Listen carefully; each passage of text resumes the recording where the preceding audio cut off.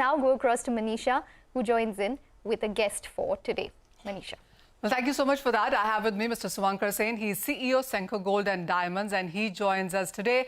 Mr. Sen, hi, thank you so much, and a very happy Dhanteras and a Diwali festivities to you. You know, when I look at the last year, it was the best Diwali quarter that we saw in 25 years. What are the initial sales trends showing right now, and how are you comparing this one to the last Diwali? So the last Diwali being one of the best in the last 25 years was basically working on due to the base effect.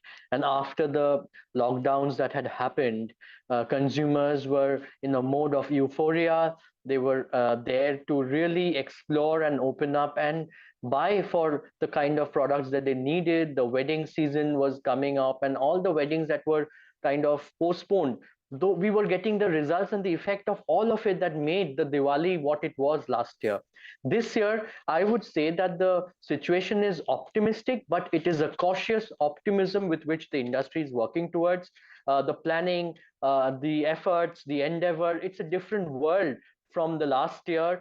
Everything has opened up. Globally, whatever be the case, India is very much protected. However, there is an impact of inflation, and consumers have become more busy. They have more options to spend upon. So the disposable income to spend on jewelry as a category only is not the only option, right? So as a result, we expect a growth in high single digit or a low double digit, but we still feel that yes, the growth will be muted, but we all are expecting the growth to happen. Why?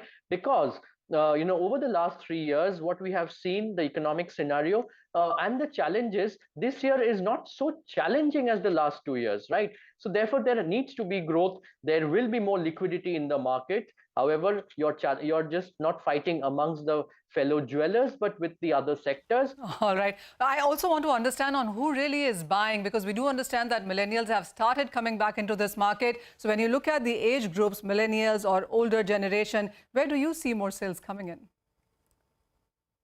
So we have been seeing it for the last 6 to 7 years. What happens is that as the millennial or the young generation, maybe their first experience with the jeweler happens with their parents, with the mother, with the parents coming in and taking her to the jewelry store. But once that millennial is working and going out and has got the purchasing power to buy for herself, then she starts looking for jewelry that shall be her accessory and what will make her beautiful on her daily and casual wear that she wears.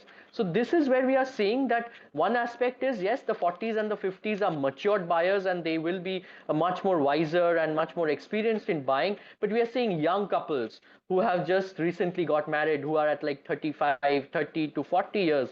They are coming. We are seeing young people coming and buying jewelry who are at the age of 25 to 30, either coming with the parents or with a group of friends coming and buying a small piece of jewelry. What we have seen in terms of the kind of jewelry that are being bought is that around 25 to 30% of the products that are being sold is your casual and daily wear that gets sold. I get that.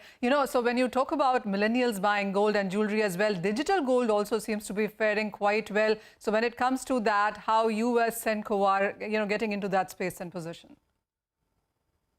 So we have started a platform, we call it mydigigold.com, where it's mainly made for the young generation, people who become busy and want to buy it but has not got the time to frequent the stores as much as they would like to. So through that platform, a consumer for as low as rupees 250 can buy the gold, and they can keep accumulating it for for themselves.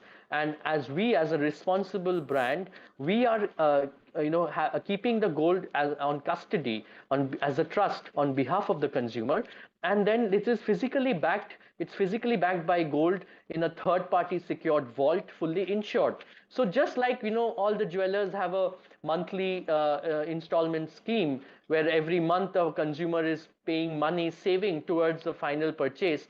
This is just a new age digital way of buying gold at various prices throughout the month, throughout the year, anytime, as per the consumer's need and convenience. And then the jeweler, as a jeweler, are keeping it on the behalf of the consumer. And ultimately, the consumer has the option to either sell it back or to buy jewelry and redeem the gold that they have accumulated. So this is a new age product for the new generation.